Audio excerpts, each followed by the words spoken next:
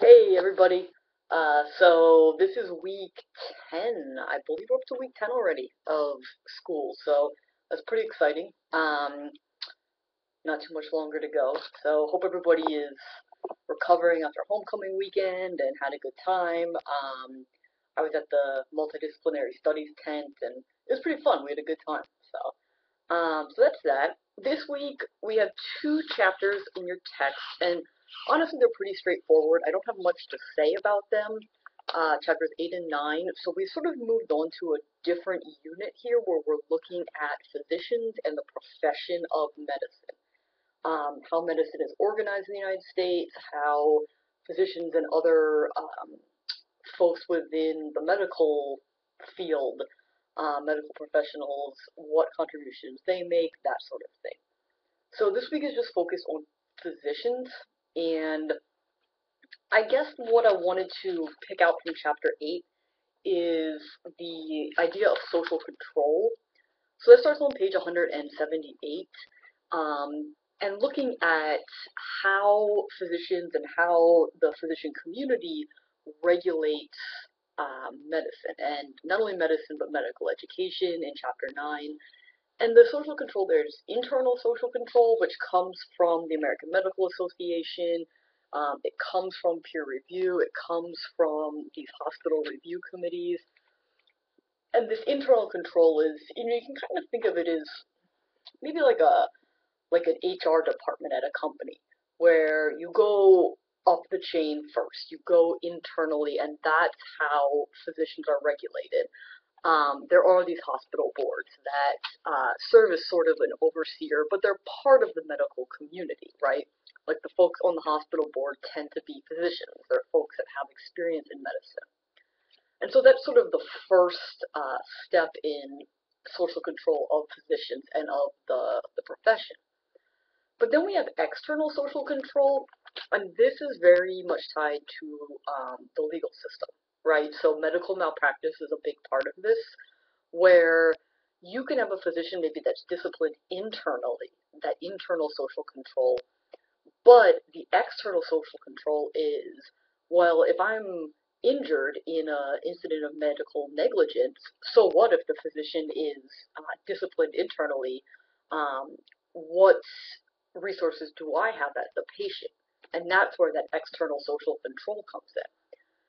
It's interesting, though, again, malpractice is so tied in with the legal system that if you look at the graph on page 183, the little Venn diagram, there's certainly instances of medical negligence that don't lead to injury, and then there's incidents of patient injuries that weren't caused from medical malpractice or medical negligence.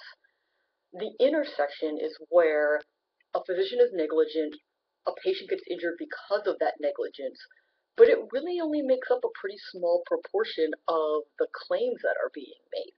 There's a lot of claims that are being made of folks that have been injured during a medical procedure, but it wasn't because of negligence. It's because of other factors. And that tends to kind of gum up the works in the legal system.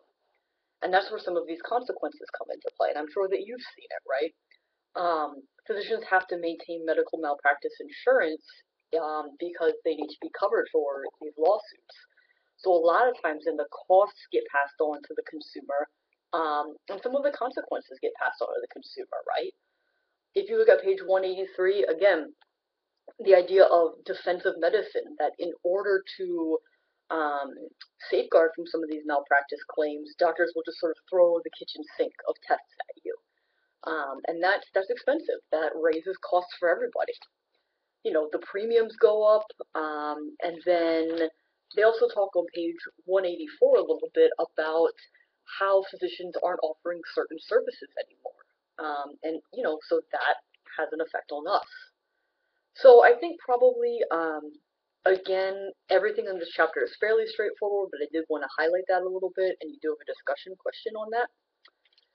And then in chapter 9, again, very straightforward, a little bit of a historical background at first, but I think probably what I'd like for you to focus on is how physicians are socialized into becoming doctors.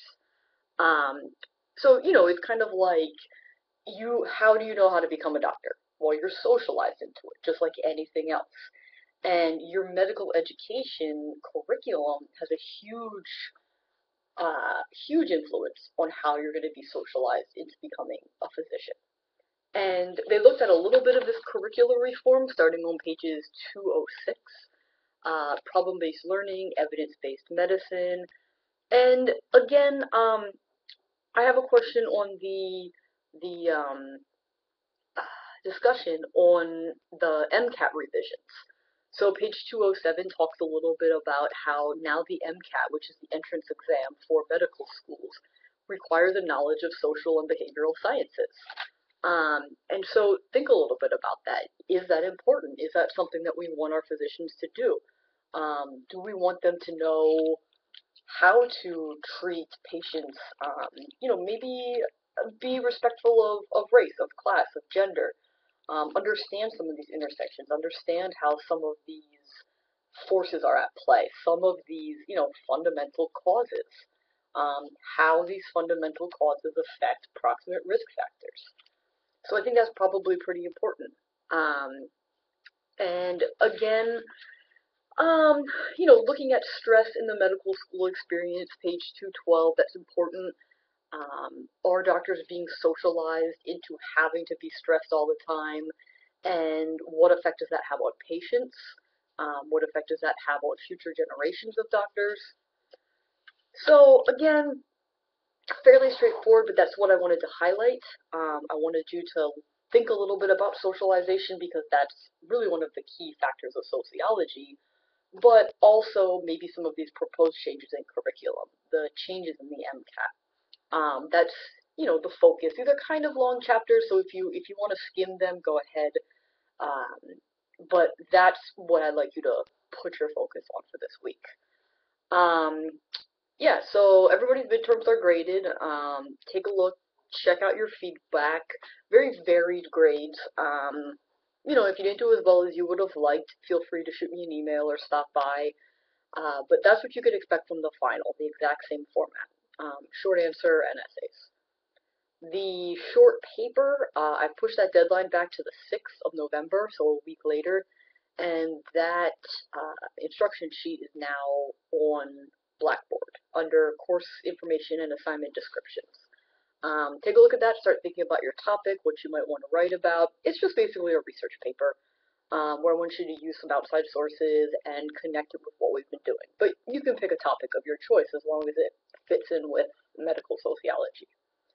Um, all right, I guess that's all that I have for you guys today, and have a great week.